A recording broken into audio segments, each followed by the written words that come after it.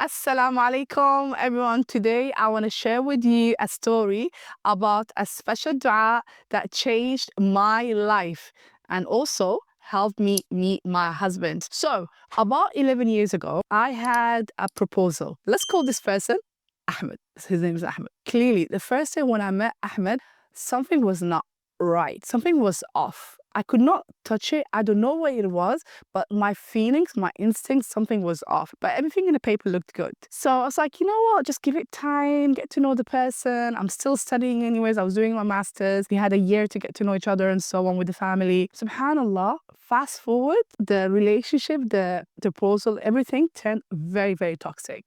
I start hearing a lot from Ahmed's past. Many stories, many issues kept coming to me. Without going into details, just out of respect, every time I was confronting Ahmed with those stories and those issues, there was always a million excuses. I could never win. And that drives me crazy. I was so confused.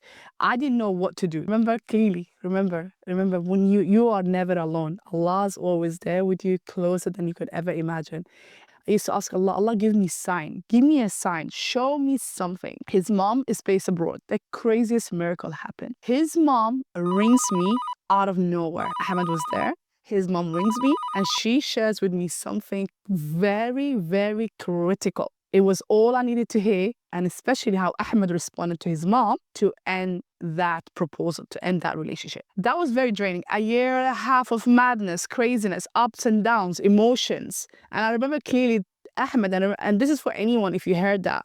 Ahmed told me something, subhanAllah, and it's the wildest thing. I kind of believed it at the time, maybe because of my young age or I don't know what it was. He told me no one will love you like I do.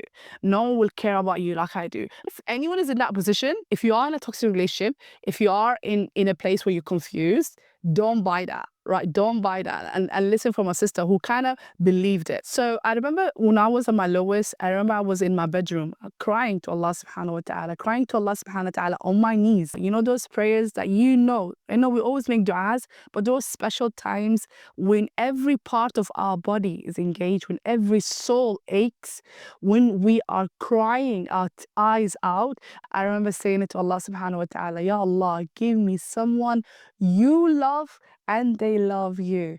And they love me and I love them. That was my criteria. No long list, nothing else. That's really what really mattered. And that truly changed my life. Listen next for what happened. Allah's timing, it's incredible. And Allah, everything for him is kun fayakun. Like for everything, for things that we think is like so major or wow, big deal. For Allah, it's nothing. It's nothing, subhanahu wa ta'ala. So 2 weeks later, my uncle that lives in Bristol, and his car broke down and he was coming for us. We used to live in Leicester at the time for a family gathering. My uncle and my now husband, my uncle asked him, can you drive me to Leicester? My car is broken to see my family. My uncle comes. I just didn't think big of it. I was so myself. Where did he meet my husband? In my own house. He actually drove 3 hours, knocked my door. And I actually thought, you know, like how Somalis have like a million cousins, things like, I thought, you know, maybe he's somehow related to me or my village, whatever. I didn't think much of it. I was so myself, which is really important. And what I remember very well, so we all went, subhanAllah, to a restaurant. Anyone knows Leicester is called Feast of India. We all went and it was a big table, all of us sitting there. I ended up sitting opposite my husband. The one thing I felt, and I will never forget, is this. Wallahi, for the first time ever, and I was so surprised, subhanAllah, when Allah wants it. I felt two things. It wasn't what you see in movies, love and I felt love in the eyes, and it wasn't that. I felt peace. And I felt I could trust this person. I felt like I could trust this person, that this person is genuine, and I felt peace and ease. And must highlight this point. Around the same time, my mom and my grandma was in Mecca.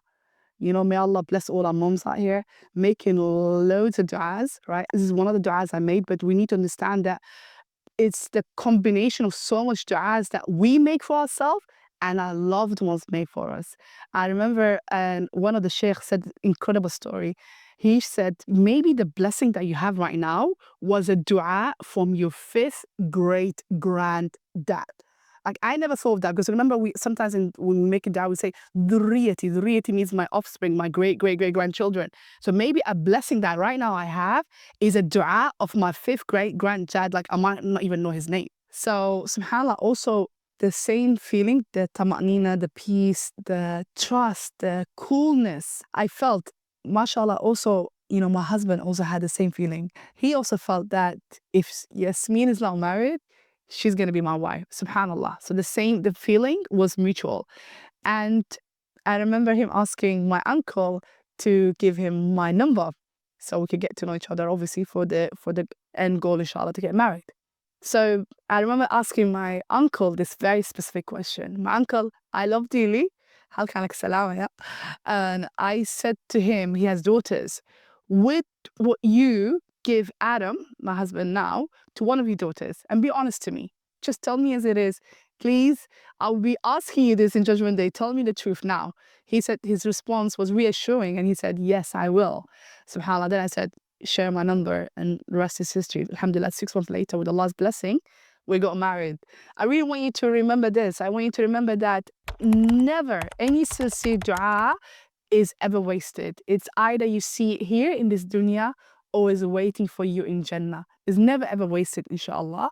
With the right person, everything feels easy. Everything feels effortless. Everything feels exciting and smooth, inshallah. And that Allah's plan is always better than any plan that we could ever arrange. And that sometimes things happen when you let go. When you let go of control, when you let go of you trying to figure it out yourself alone, if you have the Almighty there with you. If you are in a season of waiting, if you ever cried in sujood, not knowing how things would unfold, please remember that Allah always knows, and I'll make dua for you and for ourselves. May Allah give you the best of this world and hereafter. If you enjoyed this video, please comment down below, share, like, and join our family. And inshallah, I'll see you in our next video. Take care. Assalamu alaikum.